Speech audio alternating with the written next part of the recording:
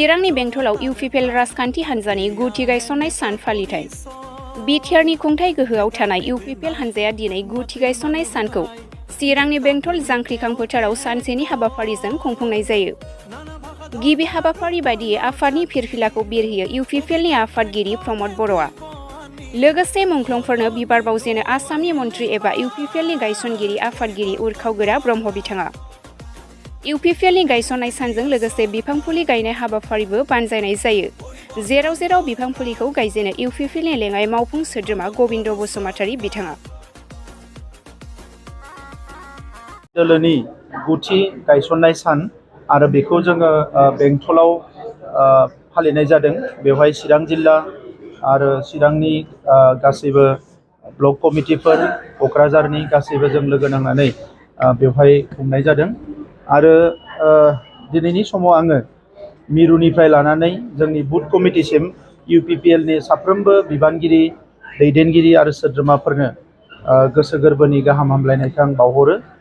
आरो बिथांमोना बयबो थांनाय 9 बोसोराव जोबोद खस्थ' खालामनानै जोंनि दोलोखौ गोख्रों खालामनो थाखाय खामानि मावनाय, बिसायख'थिफ्राव देरहानो थाखाय खामानि मावनाय, बे गासैखौबो लानानै आं बिथांमोननो रोजा रोजा साबायखर बावदों। जोंनि दैदेनगिरि मावथि बिबानगिरिफोरजों लोगोसे बिथांमोननि गासैबो न'खरनिसिमबो आङो आंनि गाहाम हामलायनायखौ बावदों। मानोना सासे दैदेनगिरिजों बिथांनि न'खराबो नांफानानै थायो। दा बेनिखायनो न'खरनि सोद्रोमाफोरनोबो आं साबायखर बावदों।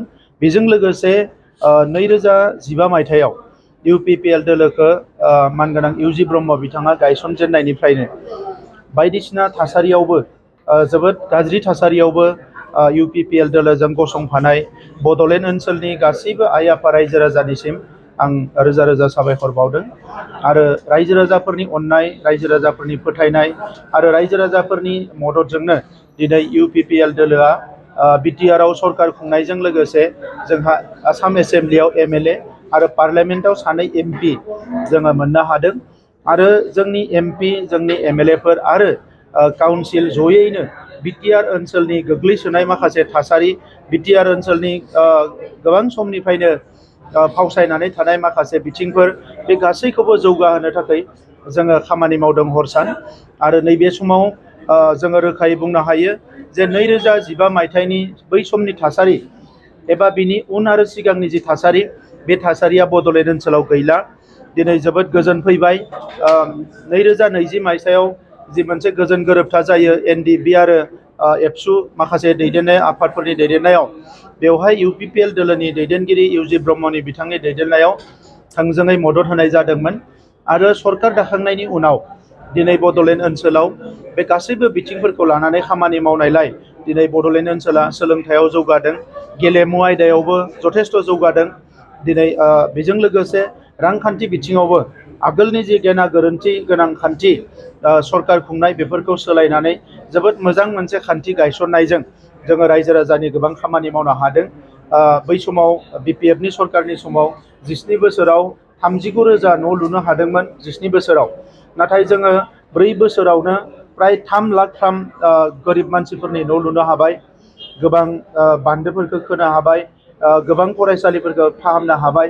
सोलोंथायाव दिनै जोङो बेसेबांबा आसामनि जौगानाय डिस्ट्रिक्टफोरखौबो बारनानै जोंनि जिल्लाफ्रा माने रिजाल्ट लाबोनो हाबाय।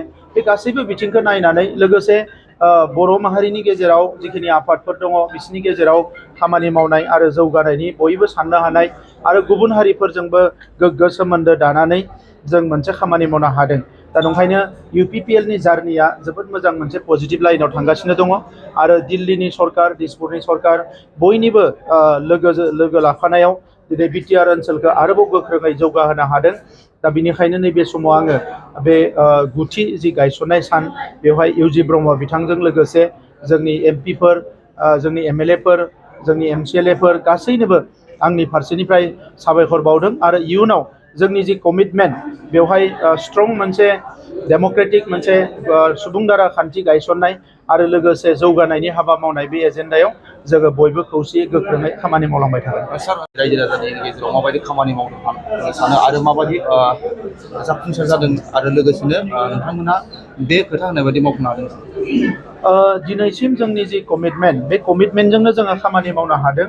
आरो बिनिखायनो दिनै रायजो राजाफ्रा मोनसेनि उनाव मोनसे बिसायख'थियाव जोंनि बिजाथिफोरखौ देरहाहोदों आरो जोंजों गसंफादों। मानोना जों बयबो ग्रास रुटआव खामानि मावना फैनाय आरो गामि गामि बेरायनानै सोमावसारनाय समाव गोबां सम बे गासैबो थासारिफोरखौ जोङो मोनबोजोबखादों। बे सोमावसारनायनि समावनो जोङो जोंनि सोलोंथाइनि जेंना, रांखान्थि जेंना, गासैबो जेंनाफोरखौ जों बुजिजोबखादों। दा बिनिखायनो दिनै सरकाराव फैनानै बै खामानिफोरखौ जोङो मोनफानि उनाव मोनफा मावदों। सोरबाया ससियेल मिडियाआव बुंनाय उल्थां फाल्थां खोथाफोरखौ खोनासङालासिनो जों थोंजोङै बड'लेण्ड ओनसोलनि रायजो राजाफोरनि जौगानायखौ जोंनि प्रायर एजेन्डा हिसाबै लानानै जों खामानि मावदों।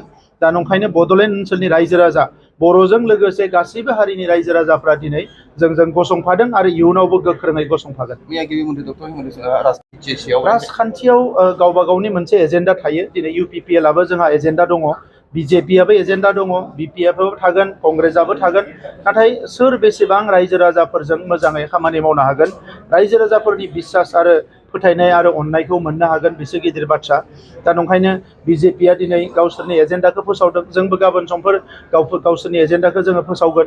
दा बयहाबो गावबा गावनि थांखिजों आवगायलांनायनि मोनसे नोजोर थायो आरो जोंहाबो बे नोजोरानो दङ।